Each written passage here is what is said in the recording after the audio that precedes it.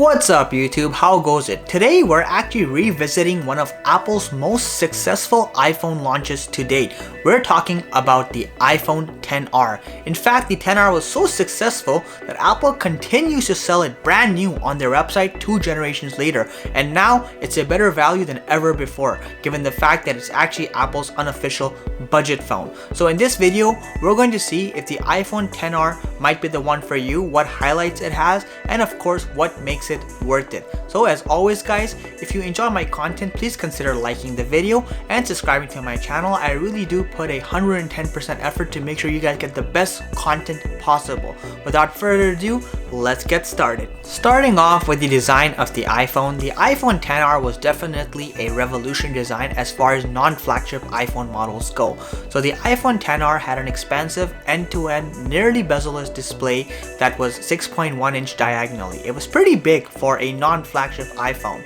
Another thing that made it so good was the fact that it actually replicated the iPhone XS. However, with that being said, the display quality itself on the iPhone XR was subject to great controversy, especially in the earlier months of the iPhone XR. We'll touch on that briefly later on. The side bands of the iPhone XR were nothing to scoff at either. Apple actually used industry-grade aluminum, and this definitely was visible. The iPhone XR had great quality side bands, and of course it's also worth noting that Apple actually color coded them, so whatever color you bought your iPhone XR in, the bands actually had a light tint of that color. So in the case of this model, it was in a coral tint, and that was really cool, which is reflected furthermore as we make our way on the back side of the iPhone.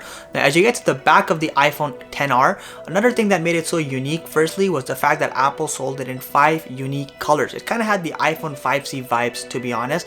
However, this was a good change compared to the traditional black, white, and gold options you get with the flagship level models. Also, it's worth noting that Apple opted to use a full glass back for the iPhone XR, which further added to the premium look of the phone, and it went really well with the coral color along with the other colors that were opted as well. It is worth noting, however, with the sole exception of the iPhone SE, this was the last iPhone model produced to actually have a single lens setup. Needless to say, the iPhone XR had a very premium looking design, and despite the fact that it made some pretty obvious compromises, at first impression you could never say the iPhone XR did not look premium, and that was a good decision by Apple, and I think it helped fuel the good sales of the iPhone XR. Moving past that, we come to another very important aspect of iPhones and smartphones in general, camera quality. Now the iPhone XR is 2 generations old, so obviously it doesn't have the most competitive camera, but with that being said, it still takes amazing photos. In fact, if you look at some of the photos we have side by side here against an iPhone 12 Pro versus the iPhone XR, you can see that unless you really focus, the differences are often marginal at best, and in some cases you can't even differentiate until you spend a little bit of time looking at both photos. And this is particularly the case in bright daylight and even mid-light settings. Now where the iPhone XR does lag behind newer iPhones is low light settings. That has drastically improved on the newer models. So if you look at the iPhone XR, you'll notice right away that low light shots just aren't as crisp or clear, and that's because night mode was not introduced during the time of the iPhone XR, at least not natively. There are certain apps you can get to enable it, but it wasn't a base functionality. In terms of video quality, Apple just never seems to drop the ball. I'd have to say the iPhone XR still produces amazing video footage, to the extent that I argue that it still goes toe to toe with some flagship level Android phones even in 2020. That's right, the iPhone XR was capable of recording at 4K 30 frames per second or in 1080p at up to 60 frames per second, which was pretty impressive for its time. With that being said, the images and the video quality was always super crisp, color accuracy was always there, and there was no lag when actually using the software itself. Coming to the front side of the phone, you have a 7 megapixel selfie camera, which is still more than enough in 2020 and onwards. FaceTime audio and video calls were crisp. You could always see the face perfectly fine. It's also worth noting that the occasional selfie always came out great. Unfortunately, there was no night mode, so once again, in low light, the iPhone XR did struggle with selfies in terms of the front-facing camera. Next, we move on to perhaps the most controversial thing about the iPhone XR, which was its display. So in the case of the iPhone XR, Apple called it the Liquid Retina HDR display, which was just a fancy way of saying, hey look, the display is edge to edge edge, and it closely mimics that of the iPhone 10 or 10s and onwards. It's a pretty cool thing. However, the reason the criticism came was because Apple opted to use a sub 1080p display, which often meant the display didn't look as clear or as crisp as competing phones that were actually priced lower than the iPhone that had higher 1080p plus resolutions. Of course, with that being said, the LCD display on the iPhone XR was fantastic in terms of its overall quality. So you had a peak brightness of 625 nits. This means that even if you're using this phone in broad daylight, you'll be able to see your screen just fine. Furthermore, it's worth noting that the iPhone XR has amazing color accuracy, and it does support Apple's True Tone display. So even in today's standards, it's still a great display and probably one of the best LCD displays produced on an iPhone and maybe in smartphones as a whole. The next big thing is performance. Now, when the iPhone XR was initially released, it was no slouch, and that's just as true today as it was back then. Powered by the A12 chip and 3GB of RAM, the iPhone XR is a speedy phone. Yes, it doesn't have as much RAM as the latest iPhone 12 and 12 Pro models. However, believe it or not, in the iOS world, 3GB of RAM is still relatively ample, and there's no application that won't run on your iPhone XR. Yes, applications might render faster when you're doing video editing on your iPhones, but the iPhone XR can still handle it all and actually do it pretty gracefully, with that being said.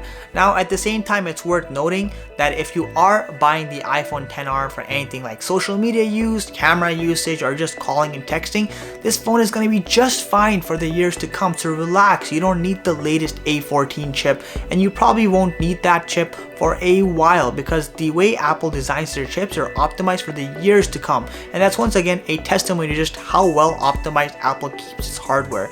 If you're also worried about the RAM, like I said, once again, Apple optimizes their software really well, so don't worry about having performance issues, at least not for a few years. Speaking of performance, let's talk about battery life. The battery life on the iPhone XR isn't industry leading, nor was it revolutionary at the time. With that being said, Apple claims you can get up to 25 hours of talk time and up to 15 hours of internet usage. I have to say, whoever made those numbers was pretty high at the time, because that's not actually the case in real world performance, at least in our test. Generally speaking, if you're doing moderate to heavy usage on your iPhone and you're using a lot of data and a mixed connection of internet, YouTube streaming, you'll get about 9 to 10 hours of battery life. And in terms of talk time, I haven't talked for 25 hours straight, so I can't necessarily say that that's not true. However, I can definitely tell you, combine that with day-to-day usage, you're not going to achieve that 25 hours. Of course, these numbers are hypothetical and they usually conduct a single activity, so it's fair to say that Apple wasn't necessarily misleading people. However, don't buy it on the basis that this is a industry-leading battery life phone, because it's not. It's average. It's not bad, but it's not great either, honestly speaking. However, another thing worth noting is that the iPhone XR does support fast charging. So if you have the 18-watt charging rig, which by the way does not come with the iPhone XR, you can definitely fast charge up to 50% in 30 minutes. A few other nifty features to note about the iPhone XR include the fact that Face ID is included. That's good to know. Also, you do have a IP67 water resistance rating. That means the iPhone XR technically is not waterproof. However, in our test, you can definitely take it out during a heavy raining day. It'll do just fine. Drop it in the puddle by mistake, it'll be fine, or even drop it in your toilet seat by mistake, and it's gonna be okay. That being said, I would not take it for a swim, as it's not recommended to do that, and Apple will not cover you if you do damage it through water damage. Lastly, it's worth noting the speakers on the iPhone XR were pretty good. It was a stereo setup and they sounded great. Have a quick listen for yourself.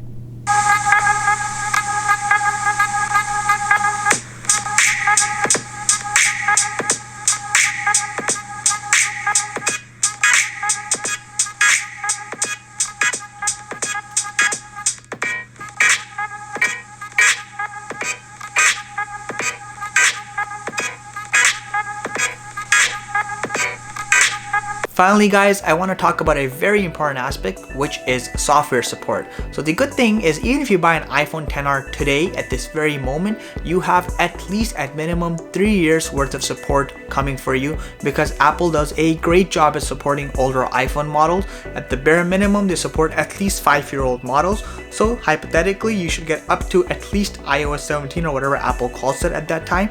So it's good to know. So if you're worried that your iPhone XR will become obsolete, at least from a software perspective, perspective, that will not be the case. Now that we've talked about most of the highlights of the iPhone XR, let's keep in mind that it starts off at $499 USD for the 64GB model and $550 USD for the 128GB configuration. With that being said, I think the iPhone XR is a great value. Think about all things you're getting.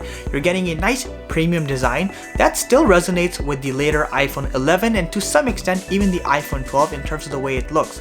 Yes, you do compromise on the display, so you have a sub 1080p display and a non-OLED display. So if you are interested in those things, then you may want to consider the iPhone 12. However, if that's not a huge factor for you, you get a great large 6.1-inch display with an amazing LCD panel. Furthermore, the camera is pretty good.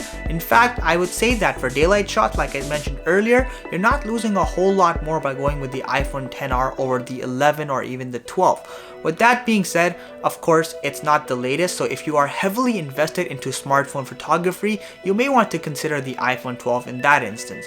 Furthermore, it's worth noting the battery life on the iPhone XR is good. Yes, it's not the best, but it's about in line with what you'd expect of a large-sized iPhone device. Lastly, I just want to say, keep in mind, this iPhone is perfect for anyone who does not want to get the iPhone SE because of its dated looks, but at the same time, doesn't want to spend $1,000 for the latest flagship phone for features they might never use. So you get all that, and lastly, you have all the support you could possibly want. The iPhone XR will most definitely be supported from a software and hardware perspective for the years to come, so you don't have to worry about getting left behind in the dust by any means. Overall, what I'm trying to say is the fact that Apple is still selling the iPhone XR brand new and producing it is amazing. This is probably the golden iPhone child of Apple, and you should definitely think about getting it if you're not into the latest and greatest and you're okay with having a slightly less flashy iPhone that still works, looks, and feels great. I hope you guys enjoyed this video. As always guys, like I said, give me a chance, subscribe to my channel. I can definitely tell you 100% you'll enjoy the content. I'm doing my very best to produce high quality stuff for you guys, so hit that subscribe button. Until the next video, I'll catch you later. Soul of Tech logging out.